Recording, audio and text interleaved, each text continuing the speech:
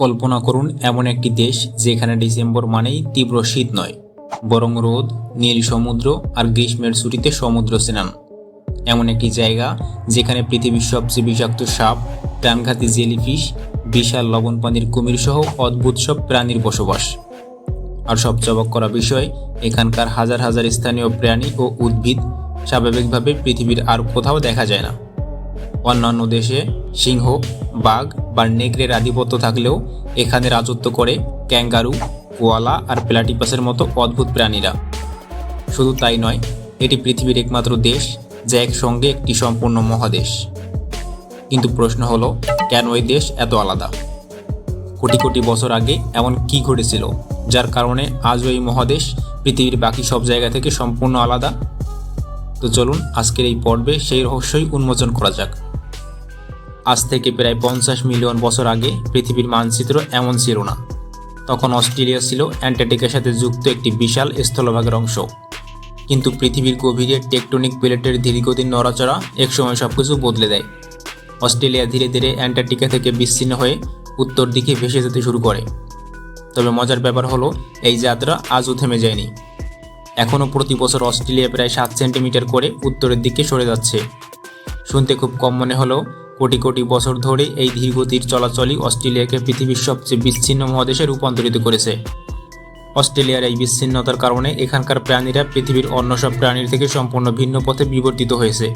পৃথিবীর অন্য কোথাও সিংহ, বাঘ বা নেকড়ের আধিপত্য থাকলেও অস্ট্রেলিয়া তাদের দেখাই যায় না। বরং এখানে জন্ম নিয়েছে ক্যাঙ্গারু, কোয়ালা, পম্প্যাট, ইচিডনা এবং প্লাটিপাসের মতো অবিশ্বাস্য সব প্রাণী।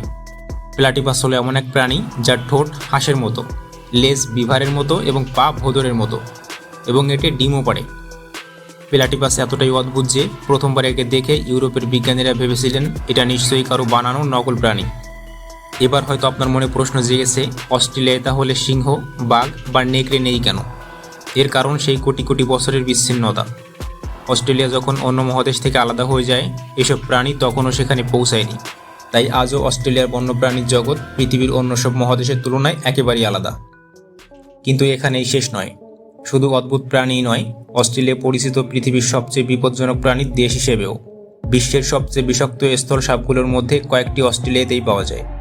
এবং উত্তরের সমুদ্রে রয়েছে প্রাণঘাতী বক্স জেলিফিশ, যার বিষ কয়েক মিনিটের মধ্যেই মানুষের শরীরে মারাত্মক প্রভাব ফেলতে সক্ষম। এছাড়াও দেশটির উত্তর অঞ্চলের নদী বা উপকূলে বাস করে বিশাল লবণ পানির কুমির, যা পৃথিবীর সবচেয়ে বড় জীবিত সরীসৃপ।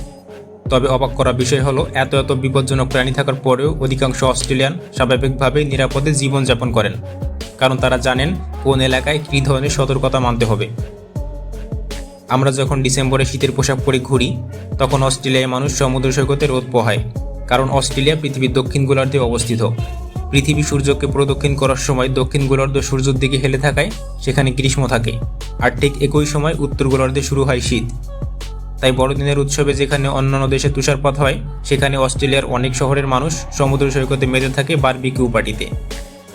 জানলে অবাক হবেন, গ্রেট ব্যারিয়ার রিফ নামক পৃথিবীর সবচেয়ে বড় প্রবল প্রাচীর, যার দৈর্ঘ্য প্রায় 2300 কিলোমিটার, এটা অস্ট্রেলিয়ায় অবস্থিত। এটা এতটাই বিশাল যে অনুকূল অবস্থায় এটি মহাকাশ থেকেও শনাক্ত করা যায়। এই বিশাল প্রবল প্রাচীর শুধু সৌন্দর্যের জন্যই বিখ্যাত নয়, বরং এখানে রয়েছে হাজার হাজার প্রজাতির মাছ, কচ্ছপ, হাঙ্গর এবং অসংখ্য সব সামুদ্রিক প্রাণী। তাই একে পৃথিবীর গুরুত্বপূর্ণ সামুদ্রিক বাস্তুতন্ত্রও বলা হয়। অন্যদিকে দেশটির প্রায় 70% এলাকা মরুভূমি, আর বিশাল এই অভ্যন্তরীণ অঞ্চলকে বলা হয় আউটব্যাক। এখানে এমন অনেক জায়গা আছে যেখানে শত শত কিলোমিটার পথ পাড়ি দিলেও কোনো শহর বা গ্রামের দেখা মেলে না। রাত নামলেই আকাশে এত অসংখ্য তারা দেখা যায় যে মনে হয় যেন পুরো আকাশটাই আলোর সমুদ্রে ভরে গেছে।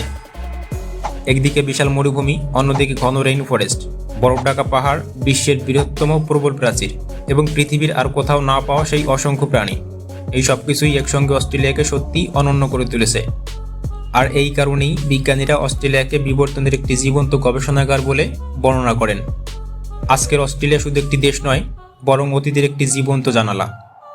তাই কেউ যদি প্রশ্ন করে পৃথিবীর সবচেয়ে ব্যতিক্রমী দেশ কোনটি, তাহলে অস্ট্রেলিয়ার নাম নিঃসন্দেহে প্রথম সারিতেই থাকবে।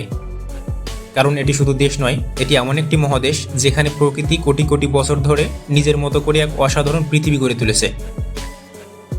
আপনার কাছে অস্ট্রেলিয়ার সবচেয়ে অবাক করা তথ্য কোনটি মনে হয়েছে? অবশ্যই কমেন্টে জানান। আর এমনই রহস্যময় ইতিহাসভিত্তিক ও অবিশ্বাস্য সব তথ্য জানতে চ্যানেলটি সাবস্ক্রাইব করে সঙ্গেই থাকুন।